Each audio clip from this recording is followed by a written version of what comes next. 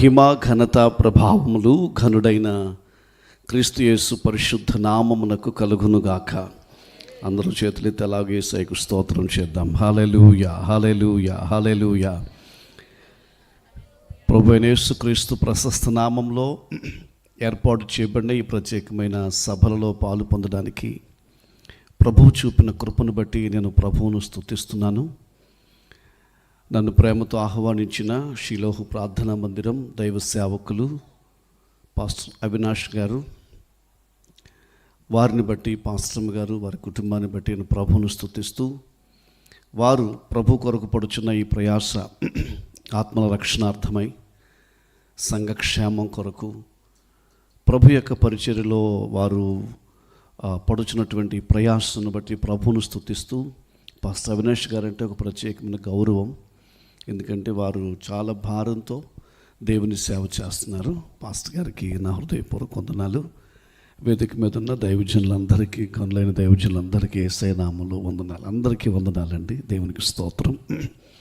ఈ ప్రాంతానికి దైవ సేవకులు పాస్టర్ సతీష్ గారు వారి ద్వారా నేను 2 years బ్యాక్ 2-3 times ఈ పరిచయంలోకి రావడం, మా సహోదరుడు పాస్టర్ బాలు గారు ఈ ప్రాంతంలో పలుమార్లు వచ్చిన విధానం, అలాగే ఈ సభల గురించి కూడా వారు తెలియచేసిన సమయం ఉదయం నుంచి ఆయన కూడా ఫాలో అవుతున్నారు. 8:45కి మీరు వెళ్ళండి అని. అలాగున మీ మధ్యకు రావడానికి ప్రభు కృప చూపాడు. ఇక్కడికి రావడం నేను దీవించబడ్డాను. ఎందుకంటే ఇంచుమించు 6 అనుకుంటా, 6 పెద్ద ప్రసంగికులు గొప్ప ప్రసంగాలు చేశారు. నిజంగా సండే స్కూల్ పాటలు వింటున్నాం, సండే స్కూలు స్కిట్స్ వింటున్నాం. కానీ ఈ సభల్లో ఒకే అంశం మీద 6 చిన్న బిడ్డలు ఒక ప్రత్యేకమైన రీతిలో చాలా ప్రశస్త అనుకుంటా కదా, ఫస్ట్ అమ్మాయి ప్రశస్త విశ్వాసం వినుట వలన విశ్వాసము కలుగును అని మొదలుపెట్టి ప్రశస్త శాభాదేశపు రాణి గురించి మాట్లాడింది. నెక్స్ట్ సాహితీ కదమ్మా, ఎస్ సాహితీ అదే వాక్యాన్ని తీసుకుని రక్తస్రావ రోగి గురించి మాట్లాడటం. 3rd one ఎవరు, 3వ పాప హర్షిత అదే వాక్యాన్ని తీసుకుని మేరీ మార్తా లాజర్ గురించి మాట్లాడింది. ఒకసారి వారి కొరకు చెప్పకూడదామండి. నిజంగా లాస్ట్ వన్ అనుకుంటే 4వ పాప, 3 అమ్మాయిలు చెప్పారా, 4 అమ్మాయిలు చెప్పారా, 4 అమ్మాయిలు కదా. నెక్స్ట్ వన్ చెప్పింది రాహాబు గురించి మాట్లాడారు. నేను రాసుకున్నానండి. ఒక పెద్ద ప్రసంగికులు ప్రసంగం చేస్తే ఎలా రాసుకోవాలనిపించిందో ఈ 6 చెప్పి నేను రాసుకున్నానండి. నేను చాలా ఇంప్రెస్ అయ్యానండి. రాహాబు గురించి కుమార్తె ఎవరమ్మా పేరు, తనూజ, వండర్ఫుల్. ఆమె విన్నది కాబట్టి ఆ భయంకర పరిస్థితుల్లోంచి తప్పించబడింది. ఇంకా నెక్స్ట్ 2 జాన్సన్ ఏమో రాత్రంతా ప్రయాసపడిన ఏ చేప దొరకకపోయినా యేసయ్య మాట విన్నందున వెంటనే విస్తారమైన చేపలు దొరికాయని. ఇక లాస్ట్ వన్ పాల్సన్ ఏమో శతాధిపతి గురించి మాట్లాడటం. నేనైతే ఎంతో సంతోషిస్తూ, ఇంతమంది దైవజనులు ఇక్కడ మనం ఉన్నాం కదండి. ఒక్కసారి ఈ 6 కొరకు చేతులెత్తి ఒక్కసారి ప్రభా ఈ గ్రామం నుంచి, ఈ చర్చ్ నుంచి ఇలాంటి శ్రేష్టమైన ఉపదేశాలు ఈ కడవరి కాలంలో ప్రభు అందించగలిగిన తరమును మీరు లేపండి ప్రభువా. బిడ్డలు పాడవుతున్న సమయాల్లో, ఈ తరము ప్రభువా గాడి తప్పుతున్న సమయాల్లో నీ చర్చికి వచ్చే, నీ మందిరానికి వచ్చే బిడ్డలందరూ వాక్యముతో నింపబడుదురుగాక. Lord bless this 6 children, Lord give them rhema in Jesus name. ప్రభా వారు వాక్య ప్రేమికులవుదురుగాక, వాక్య ప్రత్యక్షతలు వారికి దొరుకునుగాక. అలాగున్న వారిని నడిపిస్తున్న దైవజనులను బట్టి, సంఘాన్ని బట్టి స్తుతిస్తూ యేసు నామమున అడుగుచున్నాము తండ్రి, ఆమేన్. మంచిదండి, నిజంగానే అభినందిస్తున్నాను నేను బిడ్డలను బట్టి. దేవుని వాక్యం ధ్యానం చేద్దాం. సంఖ్యాకాండము 23వ అధ్యాయం. సంఖ్యాకాండము 23వ అధ్యాయము 20వ వచనాన్ని చదువుకుందాం. ఇదిగో దీవించుమని నాకు సెలవాయెను, ఆయన దీవించెను, నేను దానిని మార్చలేను.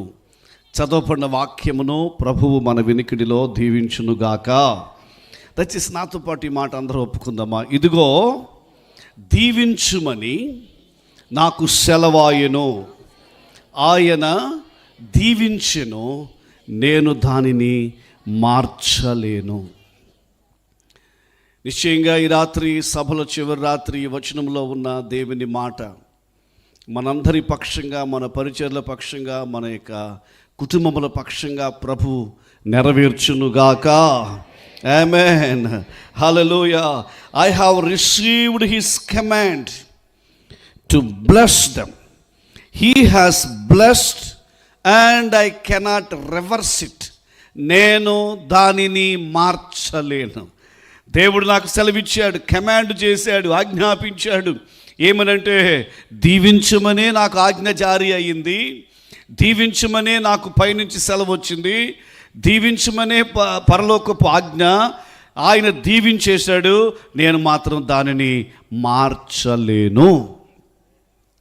ఈ రాత్రి సభలో కూర్చున్న మనం దేవుని బిడ్డలారా, మనము దీవించబడిన దేవుని బిడ్డలము, ఆశీర్వదించబడిన దేవుని బిడ్డలము, ప్రభువైన యేసుక్రీస్తు ద్వారా విజేతలైన దేవుని బిడ్డలం. మనం ప్రభువైన యేసునందు మనము విజేతలము. వీఆర్ విక్టోరియస్, ఆరోగ్యవంతులము, అభివృద్ధిలోనికి నడిపించబడవలసిన వారము, క్షేమము కలిగిన వారము.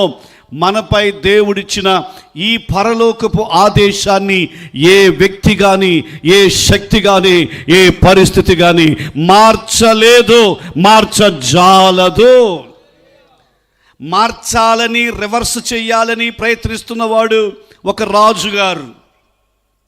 మార్చాలని ప్రయత్నిస్తున్న వ్యక్తి, దాని కొరకు ఆ పన్నాగం పన్నిన వ్యక్తి ఒక బలమైన రాజు. ఆ రాజుగారే దేవుని బిడ్డల మీదకు వచ్చిన ఆశీర్వాదాలు తొలగిపోయేటట్లు, శాపాలు వచ్చేటట్లు ఎంత ప్రయత్నించాడు. కానీ శాపాలు ప్రకటించడానికి వచ్చిన ఆయన ద్వారా దేవుడు చెబుతున్న మాట ఏంటి? ఇదిగో రాజుగారు మీరు ఇలా చెప్తున్నారు, కానీ నాకు మాత్రం పైనుంచి ఒక ఆర్డర్ వచ్చేస్తుంది. ఆ ఆర్డర్ ఏంటంటే దీవించమనే ఆర్డర్ వస్తుంది. యేసయ్య దీవించాడు, యెహోవా దీవించాడు, నేను దానిని మార్చలేను. అమ్మా, నీవు దీవించబడిన వ్యక్తివి. నీకు దేవుడిస్తున్న ఆశీర్వాదాన్ని ఏ వ్యక్తి, ఏ శక్తి మార్చలేడు. నీ బిడ్డలు దీవించబడిన వారు ఏ వ్యక్తి, ఏ శక్తి మార్చలేరు. పాస్టర్ గారు, దేవుడు మనల్ని దీవించారు, మనల్ని దేవుడు ఆశీర్వదించారు, మన పరిచయం దేవుడు అభివృద్ధి చేస్తారు. ఏ పరిస్థితియు దానిని మార్చజాలదు. ఎవరు చెప్పారు ఈ మాట? మనకు తెలుసు, బిలాము.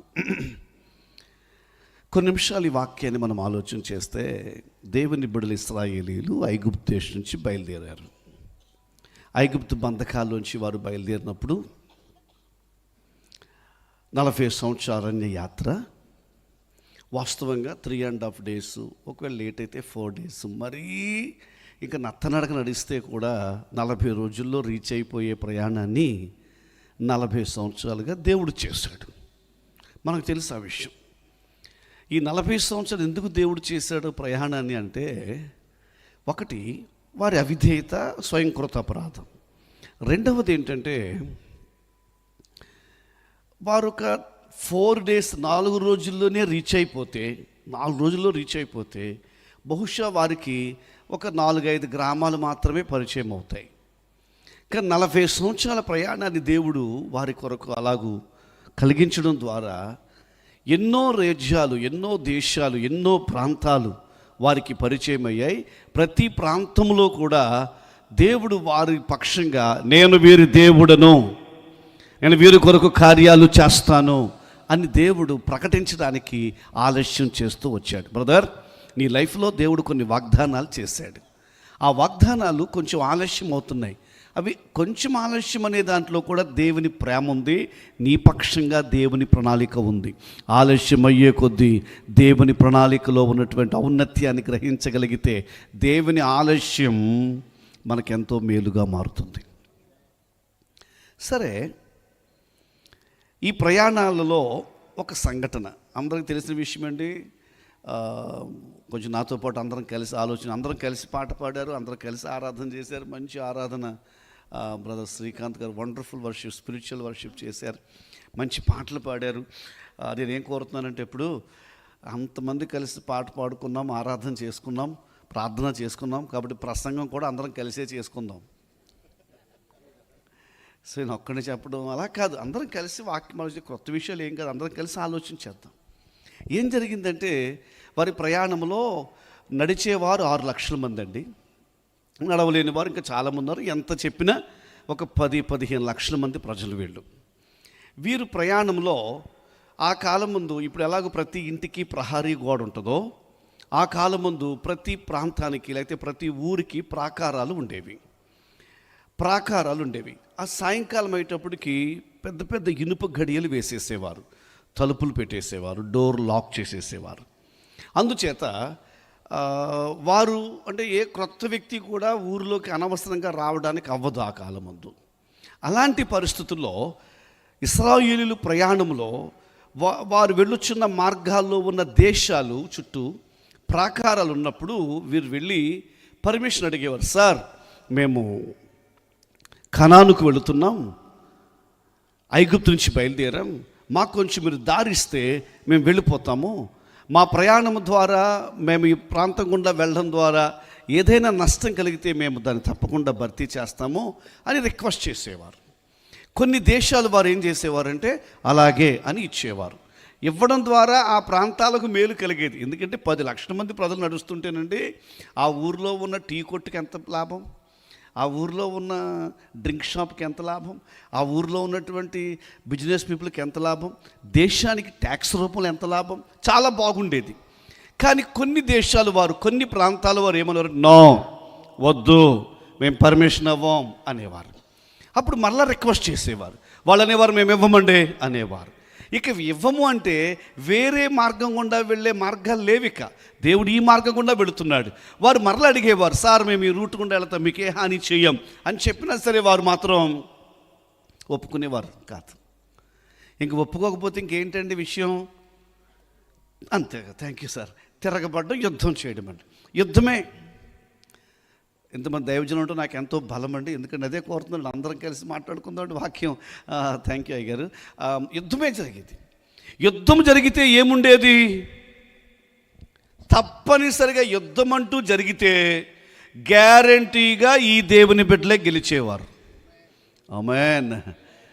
ఆ యుద్ధాలు ఎలా ఉండేవంటేనండి, రాక్షస దేహము కలిగిన ఒక ఆయన పడుకునే మంచం, ఒక రాజుగారు పడుకునే మంచం 18x9 అటండి, 18 అడుగుల పొడవు, 9 అడుగుల వెడల్పు, భాషాను రాజైన ఓగు. అంత భారీ దేహమున రాజుగారు పర్మిషన్ ఇవ్వలేదు, యుద్ధం చేశారు, ఓడిపోయాడు. ఓడిపోవడం కాదు, సంహరించబడ్డాడు. అమోరీయుల రాజైన సీహోను హతము చేయబడ్డాడు.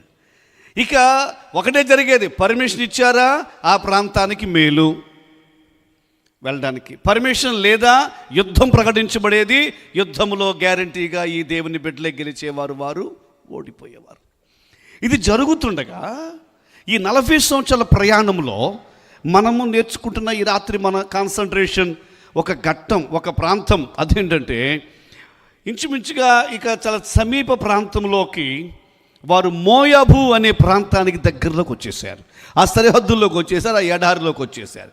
ఇప్పుడు మోయాబు రాజు చాలా అప్డేట్గా ఉన్నాడండి. సిస్టర్ గారు వినండి, బ్రదర్స్ వినండి. మోయాబు రాజు అసలు ఆ దేశపు రాజ్య సంగతి అని తెలుసలేదు నాకు తెలియదు, కానీ దేవుని బిడ్డల సంగతులు బాగా అప్డేట్ ఉంటున్నాడండి. ఎంత అప్డేట్లో ఉంటున్నాడంటే వీళ్ళు ఎక్కడి వరకు వచ్చారు, ఎక్కడి వరకు వచ్చారు అని చూసుకుంటున్నాడు. అలా చూసుకునే లోపల అతనికి అర్థమైపోయింది, దే ఆర్ వెరీ నియర్, వాళ్ళ దగ్గరకు వచ్చేసారని. అప్పుడు అతను బాషాను రాజును ఓగును చంపేసిన వాళ్ళు వీళ్ళు, అమోరీ రాజును సీహోను చంపేసిన వాళ్ళు వీళ్ళు వచ్చారంటే దారి చెయ్యాలి, దారి ఇవ్వకూడదు, నేను తగ్గకూడదు అనుకున్నాడు. నేను తగ్గకుండా దారి ఇవ్వకుండా ఉంటే వీళ్ళు ఏం చేస్తారు, మీరు మాట్లాడినాము, యుద్ధం చేస్తారు. యుద్ధం చేస్తే గ్యారంటీగా నేనేమైపోతాను, ఓడిపోతాను. ఎంత సతమతం అయిపోతున్నాడంటే అతని తర్జనపరచంలో అతనికి ఒక కుతంత్రం, ఒక ఈవిల్ స్కీమ్ అతనిలోకి వచ్చింది. ఏంటదంటే వీళ్ళు నాతో యుద్ధం చేయకూడదు, నేను పర్మిషన్ ఇవ్వకూడదు. దానికోసం వాడు వేసిన మోయాబు రాజు అయిన బాలాకు వేసిన పన్నాగం ఏంటంటే, అసలు వీళ్ళు శపించబడితే, వీళ్ళ మీదకి శాపం వస్తే అసలు నా దగ్గరికే రారు కదా. కాబట్టి వీళ్ళ మీదకు శాపం ప్రకటించాలి. వీళ్ళని శపించగలిగిన వాడు ఎవరున్నారు అని ఆలోచన చేశాడు. అందుకు అర్థమవుతుంది కదండి. అంటే యుద్ధం చేస్తే ఓడిపోతాను, యుద్ధం చేయకుండా అసలు ముందే వీళ్ళని శపించేస్తే, ముందే వీళ్ళు నిర్వీర్యం చేసేస్తే, శపించడం అంటే ఏమవుతుంది, శాపాలంటే ఏమవుతాయి, శాపం వల్ల ఆర్థిక కష్టాల్లో గురవుతారు, శాపం వల్ల బలహీనులు అవుతారు, శాపం వల్ల హ్యాండిక్రిపుల్డ్ అవుతారు, శాపం వల్ల ఏవేవో సమస్యలు ఎదుర్కొంటారు. కాబట్టి అవి కానీ వీళ్ళకి వచ్చేస్తే వీళ్ళు అసలు దగ్గర రారు అని ప్లాన్ వేసాడు. ఆ ప్లాన్లో భాగంగా శపించడానికి ఎవరా అని ఆ దేశం నుంచి ఇంచుమించుగా 640 కిలోమీటర్లు అని విన్నాను ఎక్కడో, 640 కిలోమీటర్ల దూరం ఉన్న ఒక ప్రవక్త గారు ఆయన దగ్గరికి తన రాజ్యంలో ఉన్నటువంటి కొంచెం ఆఫీసర్లను పంపించి డబ్బులు నజరానాలు ఇచ్చి, ఆ ప్రవక్త వస్తే అతను కానీ మన కొండలు ఉన్నాయి కదా, మన కొండ మీద నిలబడి దూరం నుంచి వస్తున్నటువంటి ఇజ్రాయేలు జనాంగాన్ని శపిస్తే సరిపోతుంది అని ఒక పెద్ద ప్లాన్ వేసాడండి, డిజైన్ చేశాడండి. వారు వెళ్ళారు, బిలాము దగ్గరికి వెళ్ళారు. బిలాము దగ్గరికి వెళితే మోయాబు రాజు పంపించాడు, సార్ మీరు వస్తే మీరు ఎవరిని శపిస్తే వాళ్ళు శపించబడతారు, మీరు ఎవరిని దీవిస్తే వారు దీవించబడతారు, మీరు రండి దయచేసి అని వేడుకున్నాడు ప్రతినిధుల ద్వారా. బిలాము అన్నాడు, ఆగండి అలాగ వచ్చేట కావద్దు, నేను నా దేవునికి ప్రార్థన చేస్తానని లోపలికి వెళ్ళి ప్రార్థన చేశాడు. ప్రార్థన చేసి వారు నా నైట్ ఉండమని చెప్పి ప్రార్థన చేయగానే దేవుడు ఏం చెప్పాడు, 22వ అధ్యాయం 12వ వాక్యం ఎవరైనా చదవగలరండి? 22వ అధ్యాయం 12వ వాక్యం. అందుకు దేవుడు, నీవు వారితో వెళ్ళకూడదు, నా ప్రజలను శపింపకూడదు, వారు దీవించబడిన వారు. ఈ రాత్రి అందరూ దేవుని సన్నిధిలో ఆత్మలో దేవుని వాక్యాన్ని విందాం. పిల్లరా, ప్రవక్తతో దేవుడు నేరుగా చెబుతున్న మాట ఏంటి తెలుసా? నీవు వారితో వెళ్ళొద్దు, ఎందుకంటే వారితో వెళ్ళొద్దు, వారిని శపించొద్దు, వారు దీవించబడిన వారు. నాకైతే చాలా సంతోషంగా ఉందండి. నన్ను గురించి పరలోకం చెబుతున్న మాట ఏంటి తెలుసా? వీరు దీవించబడిన వారు. అమ్మ, నీ గురించి దేవుడు ఏం చెప్తున్నాడు తెలుసా? వీరు దీవించబడిన వారు. ఈ రాత్రి కూర్చున్న దైవజనుల పక్షంగా దేవుడు చెబుతున్నాడు, వీరు దీవించబడిన వారు, వారు దీవించబడిన వారు, వారు ఆశీర్వదించబడిన వాళ్ళు, దే ఆర్ బ్లెస్డ్. కాబట్టి వారితో నువ్వు వెళ్ళొద్దు అన్నాడు. ఆయన బాగానే బయటకు వచ్చి, సార్ నేను రానండి, దేవుడు పర్మిషన్ ఇవ్వలేదు అని చెప్పగానే వారు వెళ్ళిపోయారు. కానీ మోయాబు రాజు పన్నాగం ఏంటో తెలుసా? ఎలాగైనా సరే చర్చికి వెళ్ళేవాళ్ళు, ప్రభు నమ్ముకున్నోళ్ళు, సున్నతి పొందినోళ్ళు, ఎర్ర సముద్రం దాటి వచ్చిన వాళ్ళు, వీళ్ళకి శాపాలు వచ్చేయాలి, అది వాని ప్లాను. ఎంత పెద్ద స్కీమో అది. ఆ శాపాలు ప్రకటించడానికి వాడు వేసిన పన్నాగంలో మరలా ఈసారి కొంచెం హై ర్యాంకింగ్ ఆఫీసర్లను పంపించాడండి. వారు బాగా కన్విన్స్ చేయగలరు అనుకుంటా, వారు బాగా చెప్పగలరు అనుకుంటా. వారితో పాటు ఇంకా ఎక్కువ, సార్ మీరు కానీ వస్తే మీకు ప్లాట్లు ఇస్తాం, మీరు కానీ వస్తే మీకు కార్లు ఇస్తాం, మీరు కానీ వస్తే మీకు ఇంకా నజరానాలు ఇస్తాం, మొన్న వచ్చిన మా ప్రతినిధులు మీకు ఏం చెప్పారో వాళ్ళు మీకు సరిగా చెప్పుండరో అని చెప్పడానికి కన్విన్స్ చేయడానికి వచ్చారు వాళ్ళు. రెండో దఫా రాగానే బిలాము ఏం చేశాడో తెలుసండి? అందరికీ తెలిసిన స్టోరీ అండి, సండే స్కూల్ కథ. ఇక్కడ సండే స్కూల్ స్టూడెంట్సే పెద్ద పెద్ద ప్రసంగాలు చేస్తే, ఇక నేను చెప్పేది మీకు చిన్న సండే స్కూల్ కథలాగా ఉంటుంది. అందుకే నాతో పాటు ఆలోచిస్తూ మాట్లాడుకుందాం.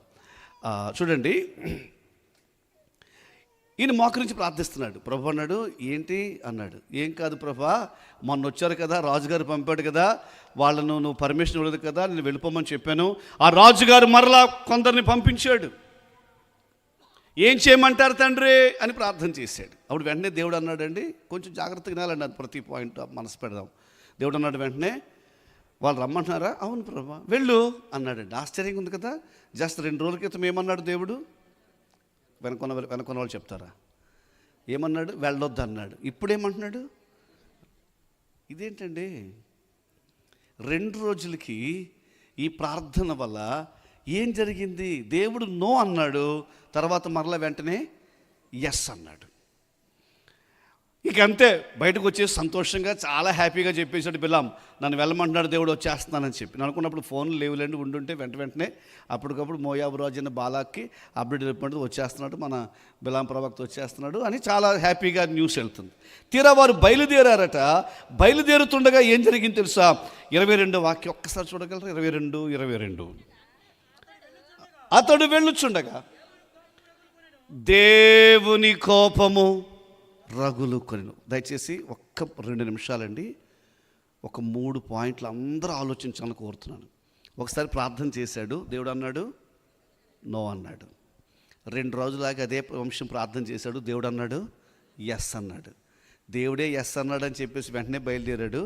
వెంటనే ఏమొచ్చేసింది ఆయన మీదకి? దేవుని కోపము ఆయన మీద రగులు కొనెను. అంటే ఒకే వారంలో లేకపోతే ఒకే 2-3 రోజుల్లో ఏంటి ఒకే అంశం మీద 3 వైవిధ్యమైనటువంటి విషయాలు. దేవుడు నో అని చెప్పిన దేవుడు ఎస్ అని చెప్పాడు కాబట్టే కదా వెళ్ళాడు. మరి ఎస్ అని దేవుడు చెప్తే ఈయన మరలా బయలుదేరి వెళుతుంటే దేవుని కోపం ఎందుకు వచ్చింది ఆయన మీదకు? ఈ రాత్రి మనం గమనించాల్సిన ఒక విషయం ఉందండి. దేవుని బిడ్డలు చాలా విషయాలు మనం ప్రార్థన చేస్తాం. ప్రార్థన చేస్తుండగా దేవుడు నో అంటాడండి. ఆ పొలం కొనే విషయంలో దేవుడు అన్నాడు నో అన్నాడండి. మరలా 3 రోజులు ఉపవాసం పెట్టుకున్నామండి, దేవుడు అన్నాడు ఓకే అన్నాడండి. ఒక వివాహం విషయంలో ఆ అమ్మాయి వద్దు అన్నాడు దేవుడు, ఆ అబ్బాయి వద్దు అన్నాడు దేవుడు, ఆ మ్యాచింగ్కి వెళ్ళొద్దు అన్నాడు దేవుడు. దేవుడు నో అనగానే మనం ఓకే ప్రభా నో అని చెప్పి మళ్ళీ ఒక వారం తర్వాత మళ్ళీ ప్రేయర్ రిక్వెస్ట్ పెట్టాం, మొన్న వచ్చిన సంబంధం విషయంలో దేవుని చిత్తం ఏంటో నాకు తెలియపరచుండని. మరలా మోకరించి ప్రార్థన చేశాం. ఆశ్చర్యం ఏంటి తెలుసా? మన షాకింగ్ ఏంటి తెలుసా? దేవుడు వెంటనే ఎస్ అంటాడు. ఇంకంతే, నెక్స్ట్ డే మనం కొత్త కూటం పెట్టేసి నీ కోరికను సిద్ధింపచేసి నీ ఆలోచన యావత్తు సఫలపరచును గాక, ప్రార్థన ఆలకించి వాడు అనే పాట పాడుతూ అనేక మొత్తం మీద అడుగువాటి కంటే అధికంగా. అంటే దేవుడే ఎస్ అన్నాడు కదా. తీరా దేవుడే ఎస్ అన్నాడు అని చెప్పేసి ఆ పెళ్లి చేసుకుంటే, దేవుడే ఎస్ అన్నాడు కదా నా స్థలం కొంటే, దేవుడే ఎస్ అన్నాడు కదా నా బండి కొంటే, కరెక్ట్గా 2-3 రోజుల తర్వాత, 2-3 నెలల తర్వాత, 2-3 సంవత్సరాల తర్వాత అదేది ముందుకెళ్ళేలా కనబట్టలేదు. మనకు గజిబిజిగా ఉంటుంది. ఏంటంటే ప్రభా నీవు చెప్తేనే కదా చేసుకున్నాను. ఇక్కడ గమనించాల్సి దేవుని శాస్త్రం ఒకటి తెలుసుకోవాలండి. దేవుడు నో అన్నాడు అనుకోండి పిల్లరా, ఇక మరొకసారి ఎస్ అండండి. దేవుని నో అంతే. దేవుడు వద్దన్నాడంటే ఇంక వద్దంతే. మనమే ఏం చేస్తామంటేనండి, ఉపవాసాలు ఎట్టేసుకుని లేకపోతే ఇంకా ఎంతమంది ఎన్ని ప్రేయర్ టవర్స్ పంపించేసి దానికి మనం అంటే ఒక మాటలో చెప్పాలి సింపుల్గా, దేవుని దగ్గర బలవంతంగా సంతకాలు పెట్టించేసుకుంటాం.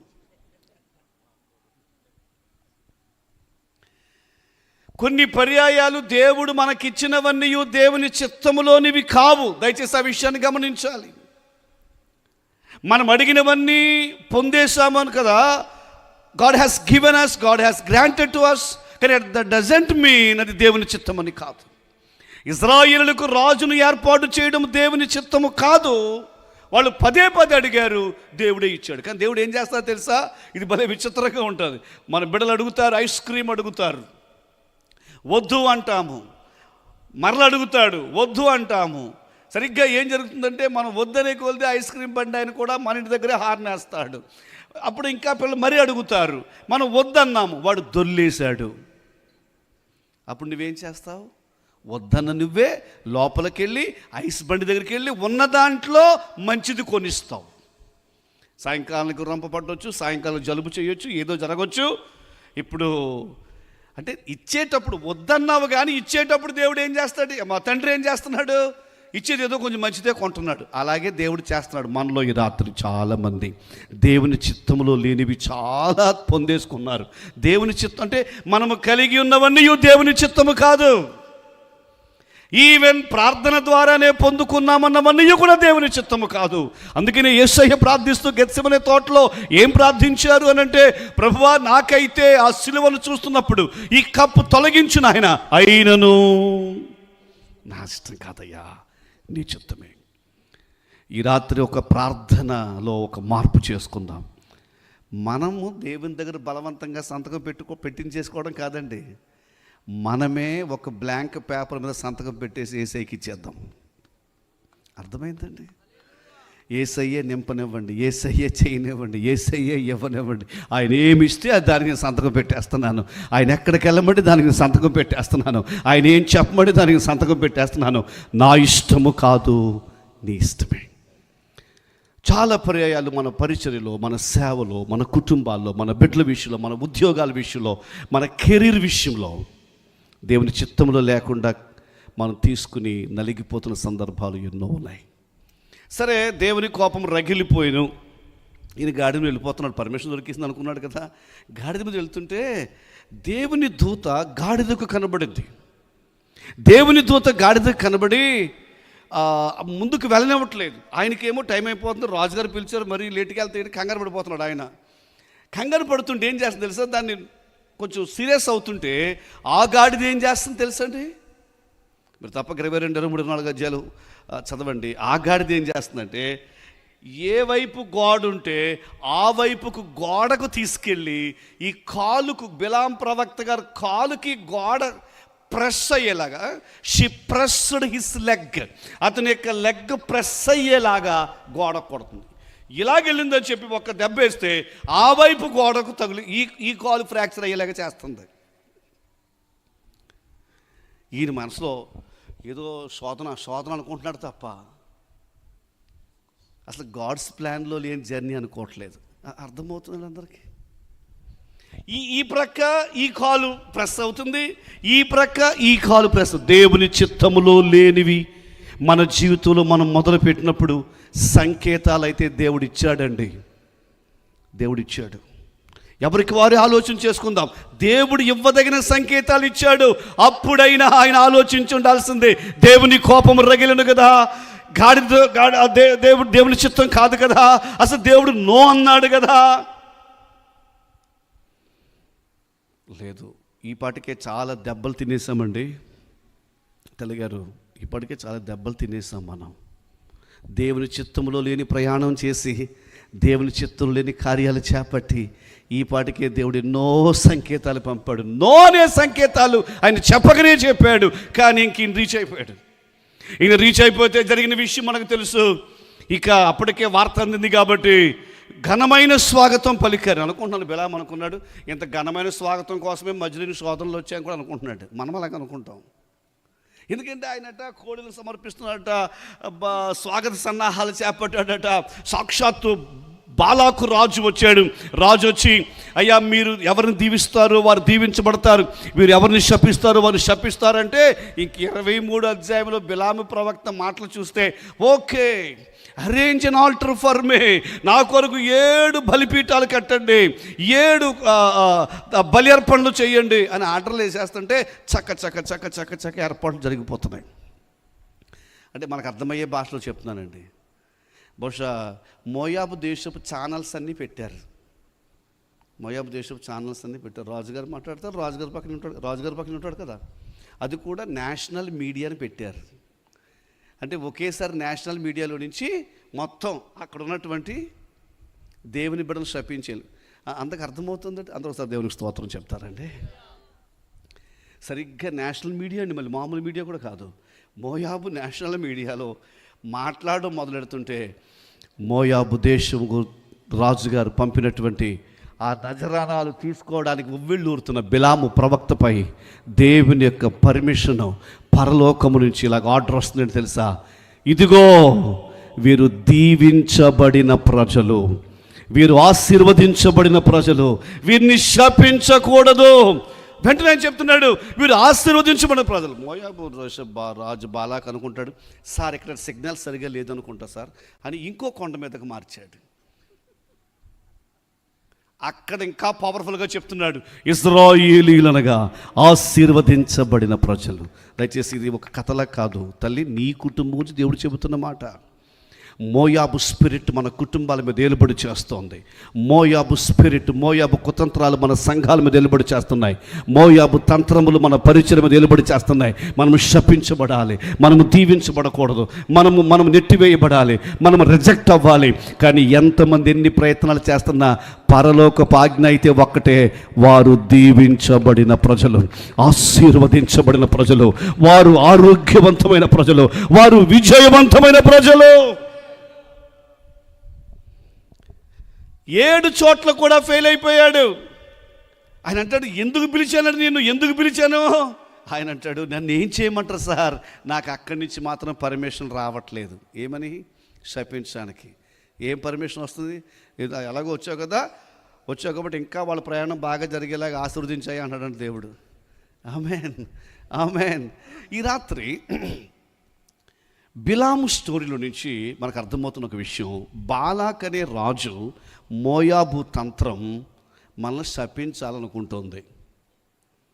దాని కొరకు రాజులను పెట్టింది, ప్రవక్తలను పెట్టింది, నాయకులను పెట్టింది, ఎన్నో వ్యవస్థలను పెట్టింది. ఎన్ని వ్యవస్థలు వచ్చి ఎన్ని పనులు చేసినా దేవునికి స్తోత్రం, మనల్ని మాత్రం ఎవరు శపించలేరు, మనల్ని మాత్రం ఎవరు ఆప్ చేయలేరు. అందరూ ఒక 6 నిమిషం యేసు రక్తం చెప్తారండి. యేసు రక్తం, యేసు రక్తం, యేసు రక్తం. Thank you lord, thank you lord, thank you lord.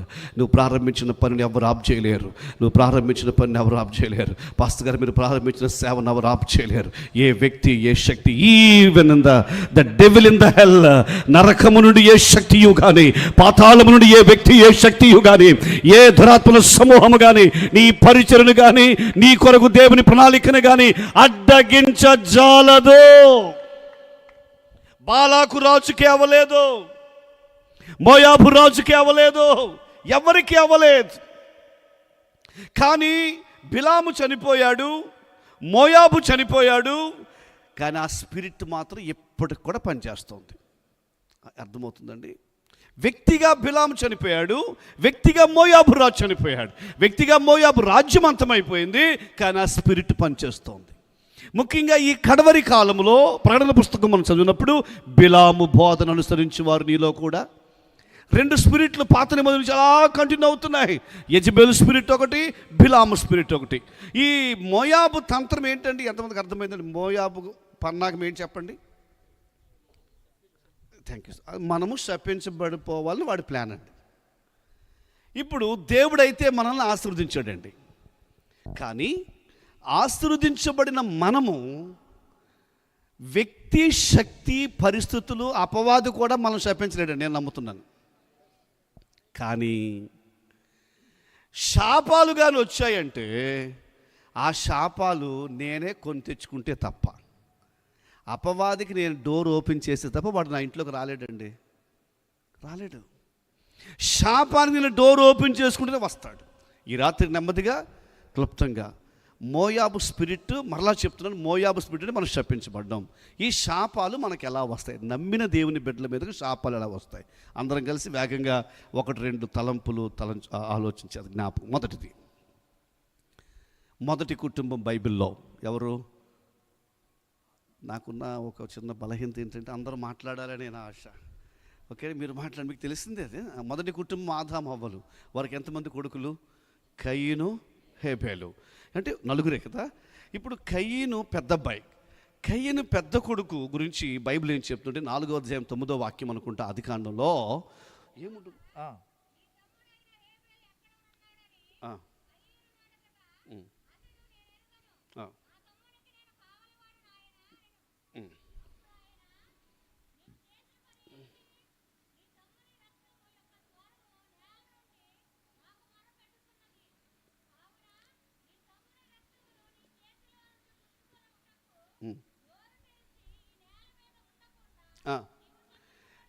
ఎవరు శపించబడినవారు?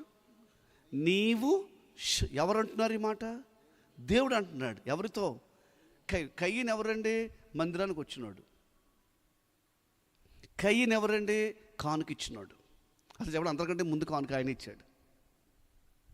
కానీ ఆయన శపించబడ్డాడట. ఎందుకు శపించబడ్డాడు? కయీను ఎందుకు శపించబడ్డాడంటే, కయీను అనే పేరు ఇక్కడ ఎవరికి ఉండదని నేను నమ్ముతున్నాను. ఇక్కడ అన్ని మంచి మంచి పేర్లు ఉన్నాయి. సాహితీ ప్రశస్త వండర్ఫుల్ నేమ్స్ ఉన్నాయి. కయ్యని పేరు ఎక్కడ ఉండదు. కయ్యని పేరు ఉండదు కానీ సార్, కయ్యని దయ్యం మాత్రం అప్పుడప్పుడు కొంతమందికి పట్టుకుంటుంది. కయ్యని దయ్యం ఎలా ఉంటుందంటే జస్ట్ ఈ సభలు జరుగుతున్నాయి కదా, సభలు పెట్టాలి గారు అన్నిసార్లు కండి సంవత్సరం మానొద్దండి అని బలపరుస్తాడు. కయ్యను బలపరుస్తాడు.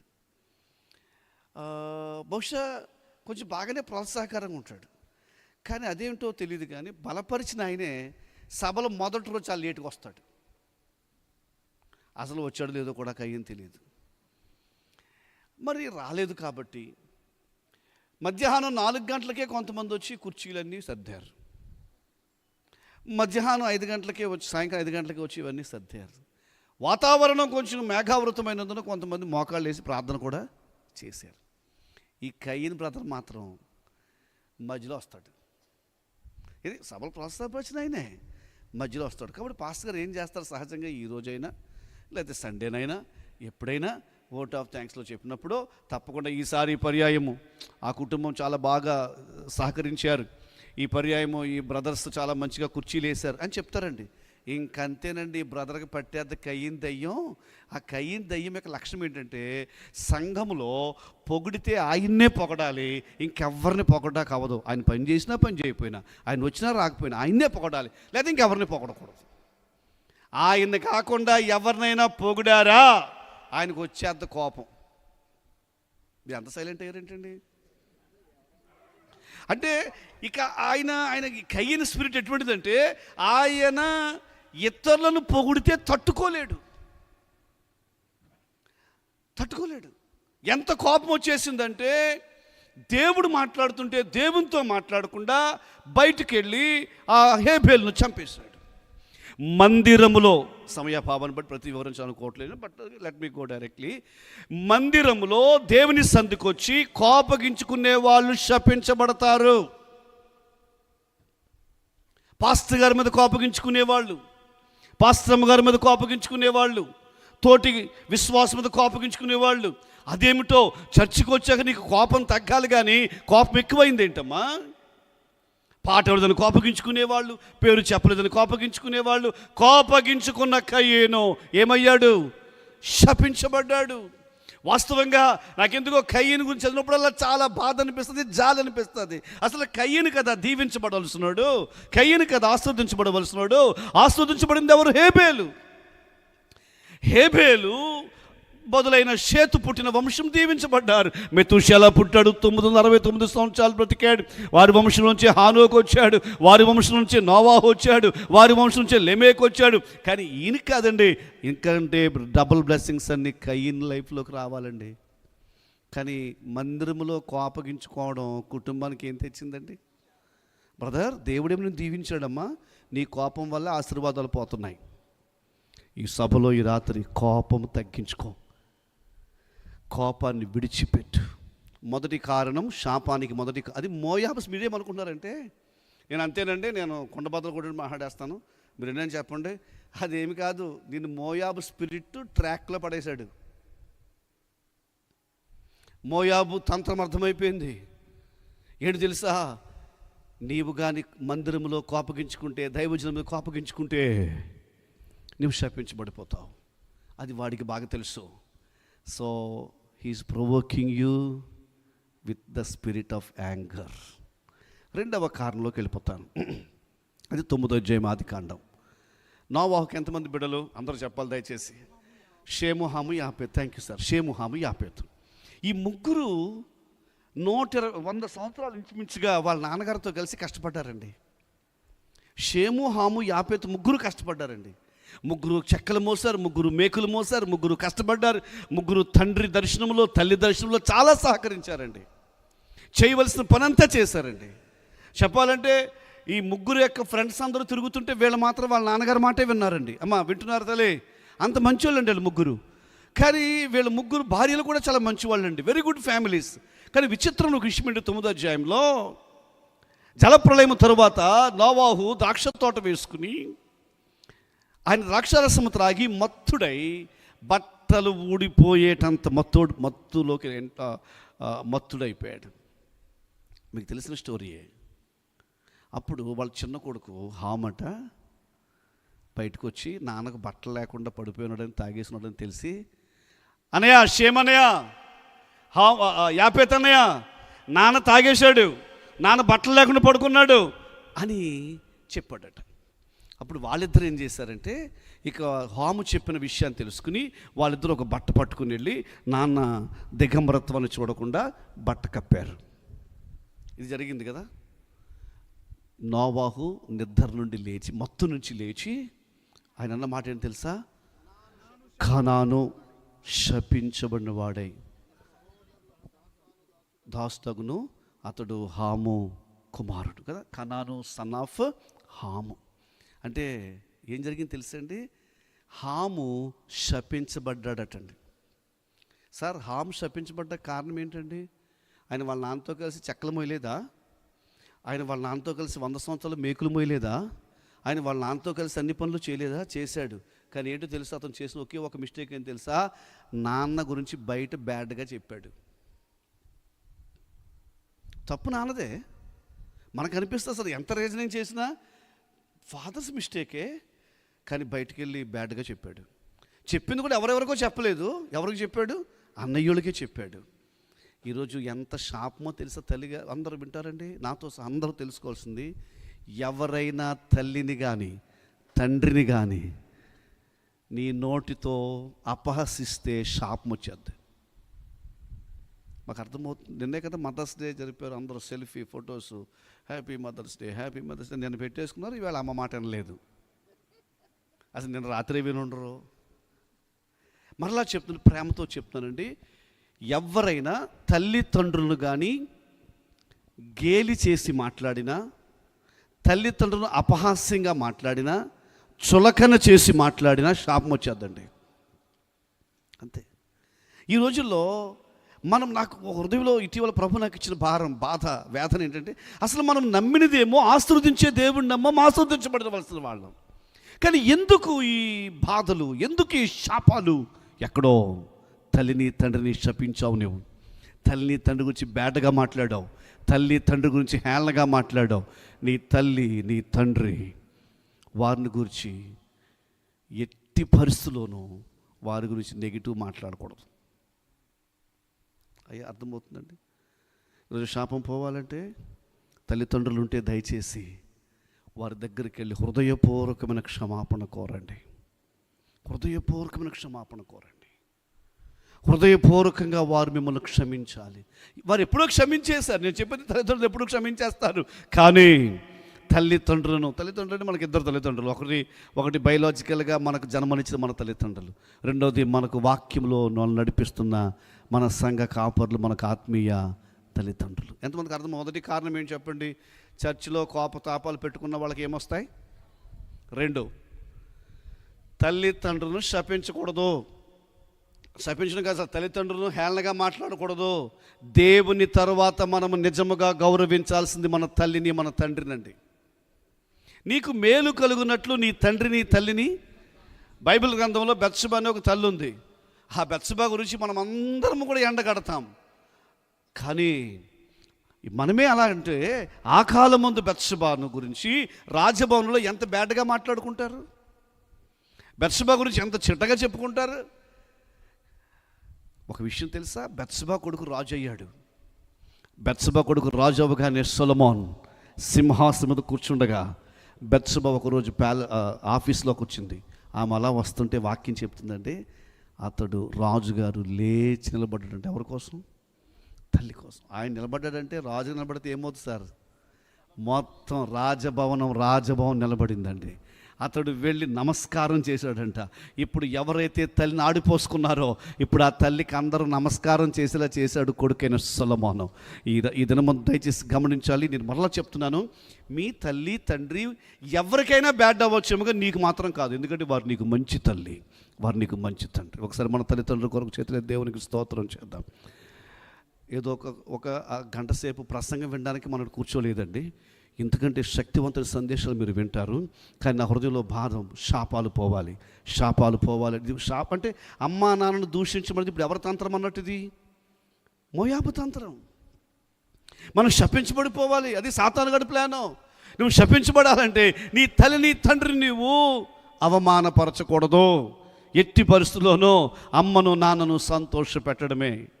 అమ్మకు శాలువా కప్పడం ఉపయోగమే లేదు, నాన్నకు దండ వేయడం ఉపయోగమేమి లేదు.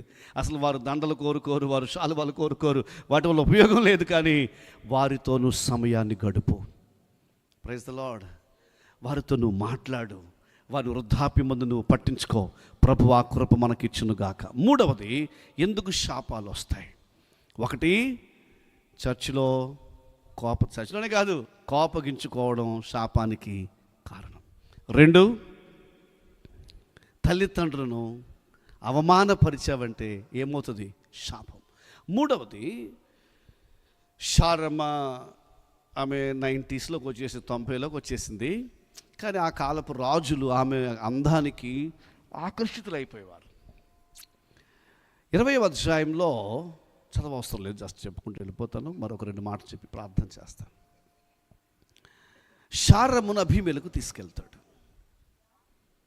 శారమ్మను అబీమెలెకు తీసుకెళ్ళగానే జరిగింది ఏంటి తెలుసండి? ఆ రాజభవనంలో ఉన్న స్త్రీలందరి గర్భములు మూయబడెను. రాజభవనములో ఉన్న స్త్రీలందరి గర్భాలు మూయబడ్డాయి. ఎందుకు మూయబడ్డాయి? ఏం జరిగింది?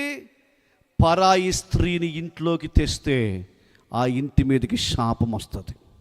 అందరూ వింటున్నారండి. వ్యభిచార మనస్సు, పరాయి స్త్రీ మీద మనస్సు, పరాయి పురుషుని మీద మనస్సు ఇంటి వారందరి మీదకు శాపం తీసుకొస్తుంది.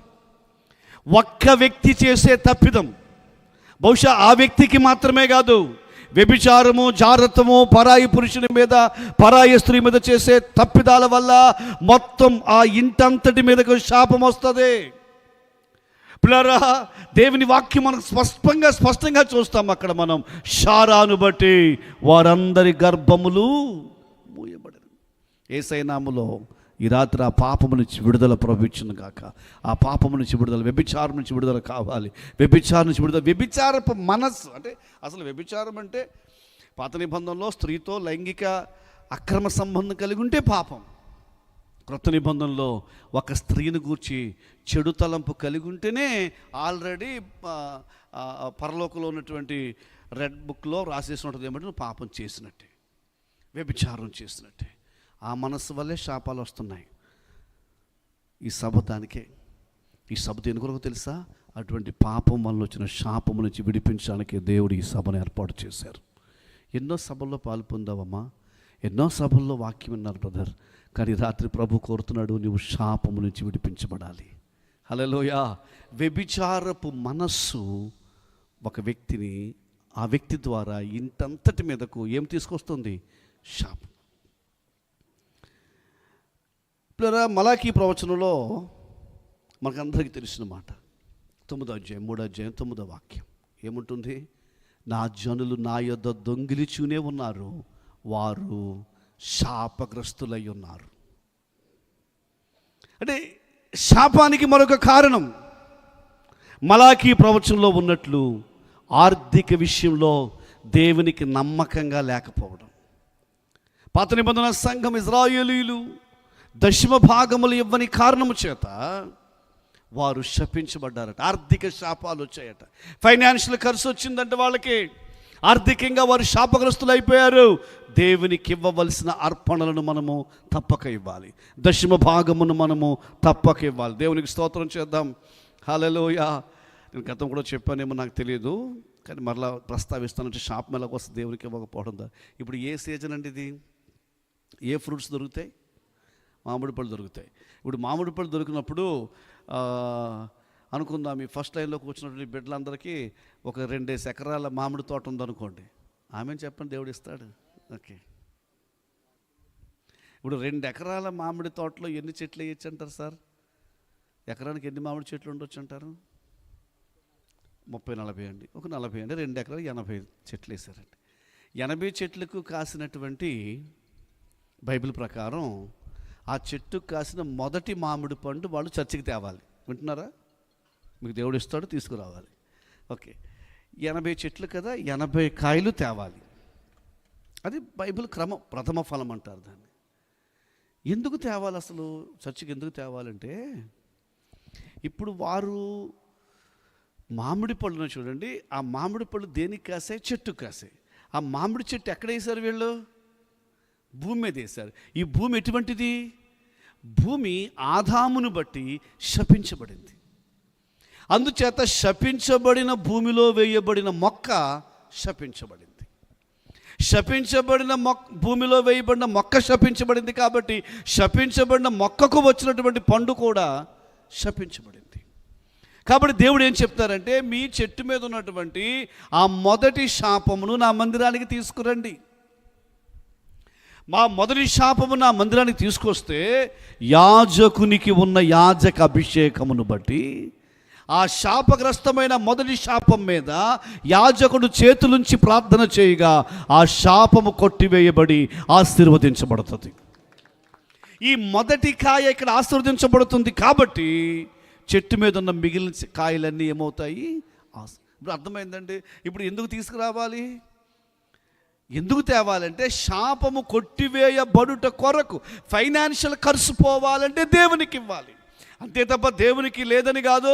ఒకవేళ పాస్టర్ గారులకు అంటారా, కాకులతో పాత నిబంధనలో ఏలియాను పోషించిన దేవుడు ఈ కాలం ముందు పోషిస్తూనే ఉన్నాడు, పోషిస్తాడు. ఆయన ఇప్పటికీ కార్యాలు చేయడానికి శక్తి గల దేవుడు.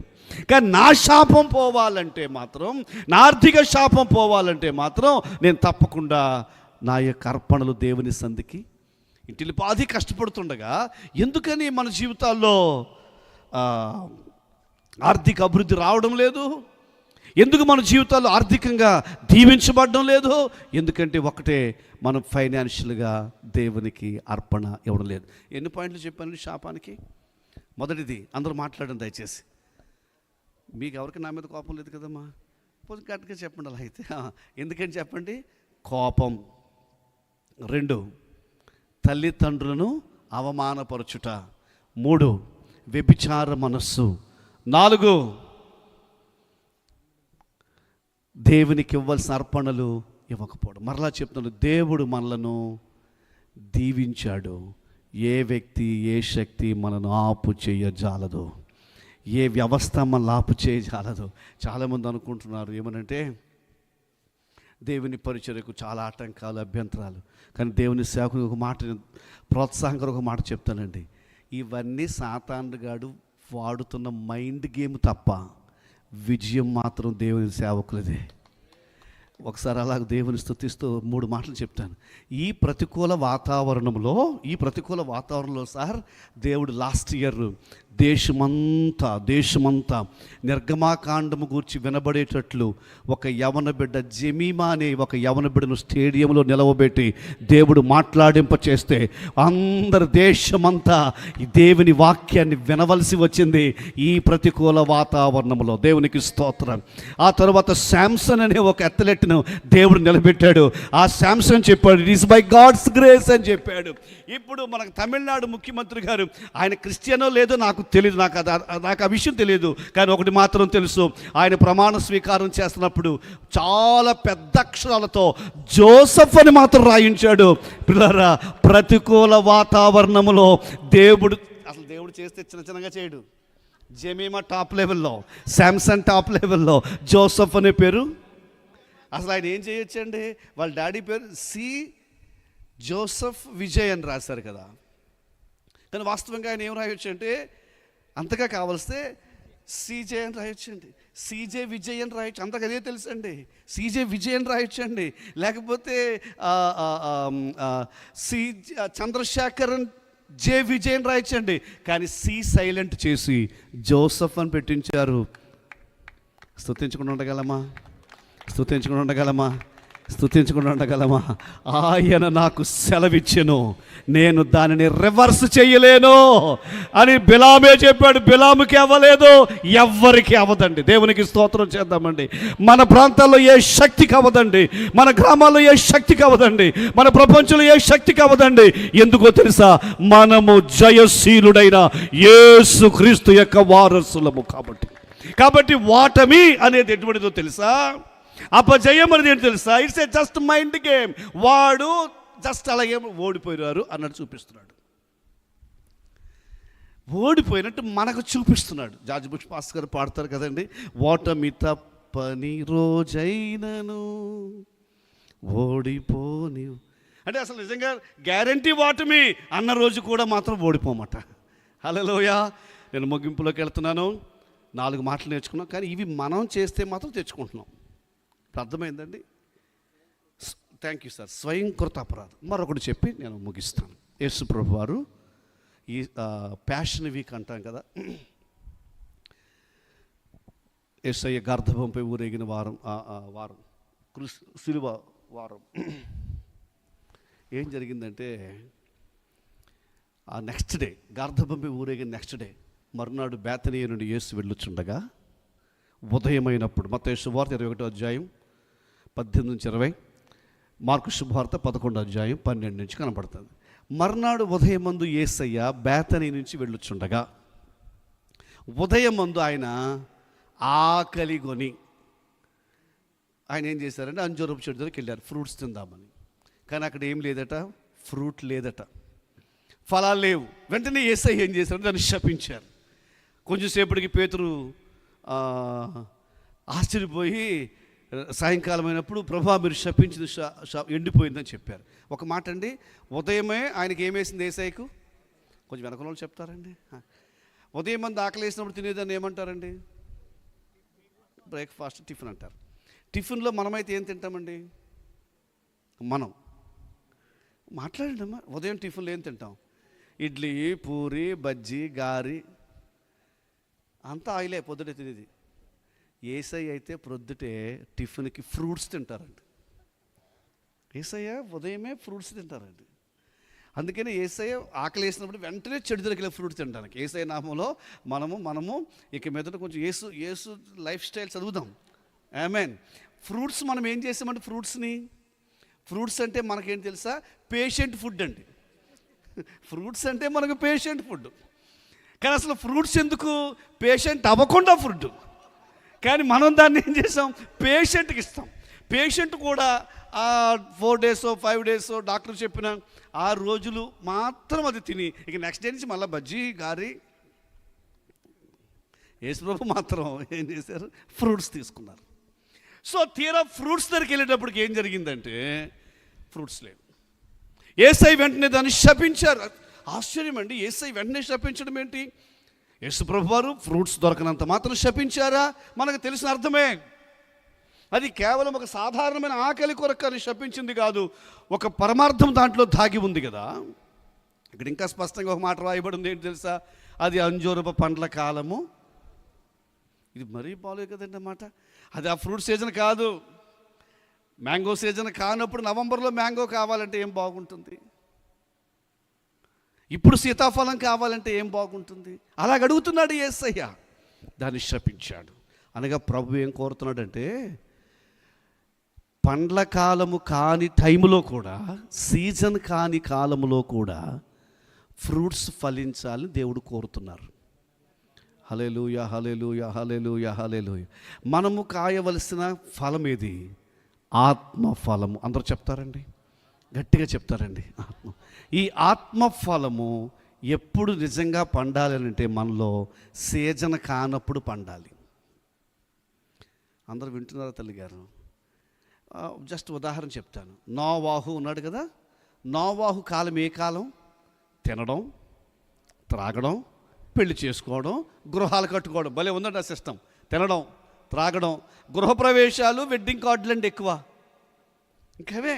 ఇప్పుడు వెడ్డింగ్ కార్డులు, గృహప్రవేశాలు ఉన్నాయి కాబట్టి ఇప్పుడు గృహప్రవేశం చేసుకున్న వాళ్ళు మాత్రమే కాదు, వారానికి 4 కంటిన్యూ గృహప్రవేశాలు వస్తే, నెలకు ఒక 10 వెడ్డింగ్ కార్డులు వస్తే మరి మనం కూడా షాపింగ్ చేసుకోవాల్సి వస్తుంది. నీ పెళ్ళికి వెళ్ళినప్పుడు మనము బట్టలు కొత్త కొనుక్కోవాలి. షాపింగ్లు, వెడ్డింగ్లు, తినడాలు, ఇది కాలం, సీజన్ అదే.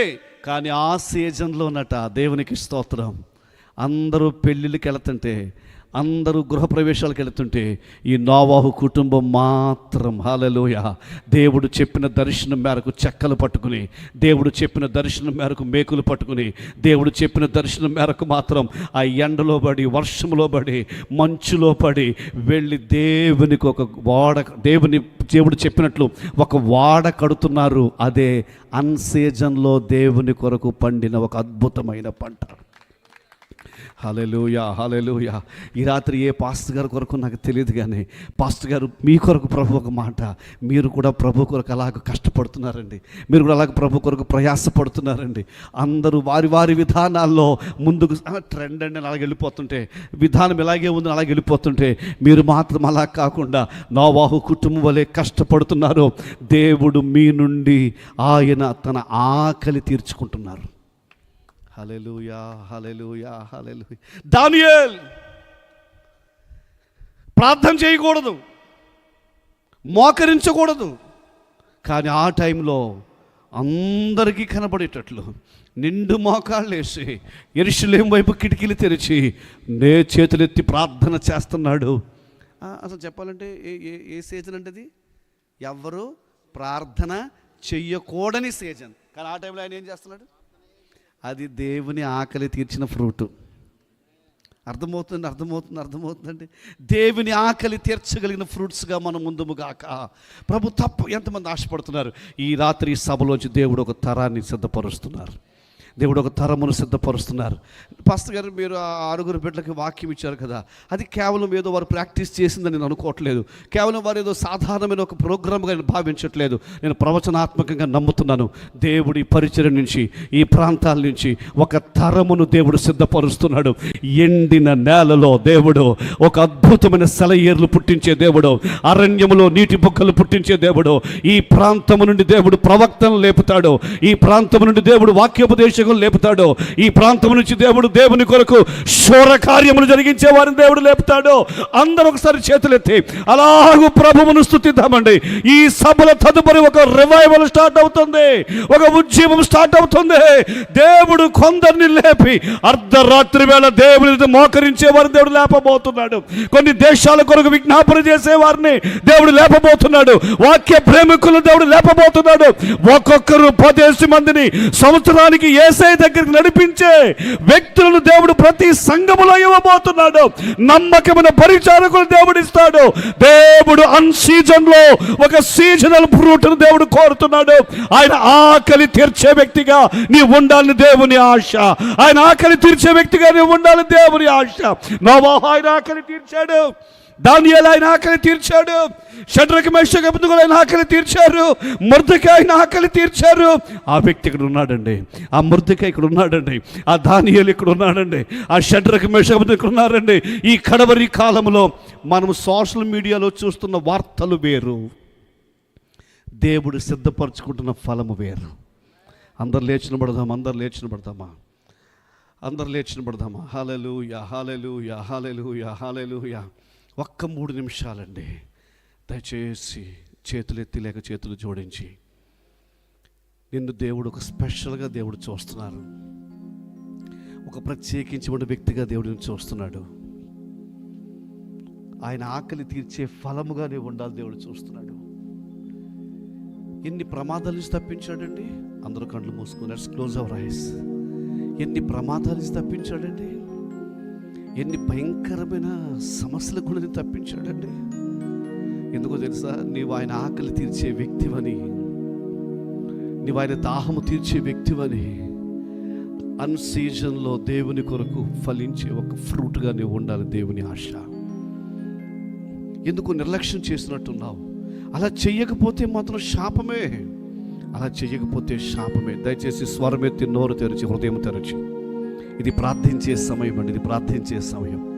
దేవుడు వాతావరణాన్ని మన కొరకు ఆయన రాత్రి కార్యం చేస్తున్న సమయం ఇది. దేవునికి ఒక ఇష్టమైన తరము సిద్ధపరచబడుతోంది, దేవునికి ఒక ప్రియమైన తరము సిద్ధపరచబడుతోంది. ప్రభా నీకు స్తోత్రం ప్రభా.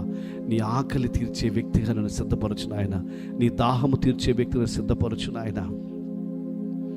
Lord we thank you, lord we thank you. అందరూ స్తుతిద్దామండి. ఓ ప్రభు కార్యం చేస్తున్న సమయం ఇది, ప్రభు కార్యం చేస్తున్న సమయం ఇది. దయచేసి హృదయంలో నుంచి ప్రార్థన రావాలి. నీ ప్రక్కన యేసయ్య ఉన్నాడు, నిన్ను దేవుడు ఒక స్పెక్యులర్ జనరేషన్గా దేవుడు సిద్ధపరుస్తున్నాడు. ఈ సమయము కొరకే, ఇలాంటి పరిస్థితుల కొరకే ఎస్తేరు దేవుడు నీకు అవకాశం ఇచ్చాడని మొర్దెకై చెప్పినట్లుగా ఇలాంటి విపత్కర పరిస్థితుల్లో ఇదిగో మనం విన్నాము ఒక జమీమా, మనం వింటున్నాము ఒక శాంసన్, మనం ఉంటున్నాము ఒక విజయ్. ఈరోజు దేవుడు నిశ్చయంగా అలాంటి వ్యక్తిగా నిన్ను సిద్ధపరచుకుని నీ ఆఫీస్లో, నీ యొక్క రైతుల దగ్గర, నీ పొలములో, నీ వ్యాపారంలో, నీ సంఘములో, ఈ తరములో నీ ఒక పెక్యులర్, నీ ఒక స్పెషల్గా దేవుడు ఉండాలని కోరుతున్నాడు. Let us pray to the Lord. Louder ఒకసారి కన్నీటితో ప్రభు దగ్గర సమర్పించుకుందాం. ఈ రాత్రి ప్రభా, నన్ను నీకు సమర్పించుకుంటానయ్యా.